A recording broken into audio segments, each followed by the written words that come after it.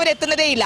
അപ്പോൾ ഇനിയും മണിക്കൂറുകൾ കഴിയുമ്പോൾ അവരെ ഒളിവിലാണ്. പോലീസിന് കാര്യങ്ങൾ വ്യക്തമായി. 63 ലക്ഷം ഇവരുടെ ബാങ്ക് അക്കൗണ്ടിലേക്ക് വന്നെന്ന് 3 ദിവസമായി ഇവരുടെ വീട്ടിൽ പോലീസ് അന്വേഷിച്ചില്ല ഇവരുടെ മൊഴിയെടുക്കാൻ വേണ്ടി.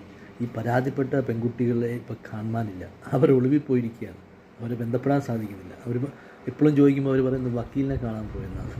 ഇത്രയും ഒരു ഡിജിറ്റൽ തെളിവുള്ള ഇത്രയും തെളിവുകൾ നിരത്താൻ ദിയായ്ക്കും കൃഷ്ണകുമാറിനും ഹാനിക്ക് സാധിച്ച ഇത് അവരുടെ തന്നെ വിജയം.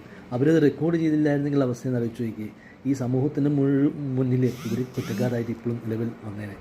അത് മാത്രമല്ല ഇത്രയും തെളിവുകൾ ഹാജരാക്കിയപ്പോൾ മറ്റ് കക്ഷിയിലുള്ള ആ 3 പരാതിക്കാരിയായ പെൺകുട്ടികൾക്ക് ഇതുവരെ ഒരു തെളിവ് ഹാജരാക്കാൻ അവർക്ക് സാധിച്ചിട്ടില്ല. അവരുടെ ഭാഗത്ത് സത്യസന്ധതയുണ്ടെങ്കിൽ അവർ സമൂഹ മാധ്യമങ്ങളുടെ മുമ്പിലോ അല്ലെങ്കിൽ TV മാധ്യമങ്ങളുടെ മുമ്പിലോ വന്ന് തെളിവ് ഹാജരാക്കുക, അല്ലെങ്കിൽ സ്റ്റേഷനിൽ ഹാജരാക്കുക. അവരുടെ മുമ്പിൽ ഒരു കള്ളത്തരം ഉള്ളതുകൊണ്ടാണ് 3 ദിവസമായിട്ട് അവരിപ്പോൾ ഒളിവിലാണ്.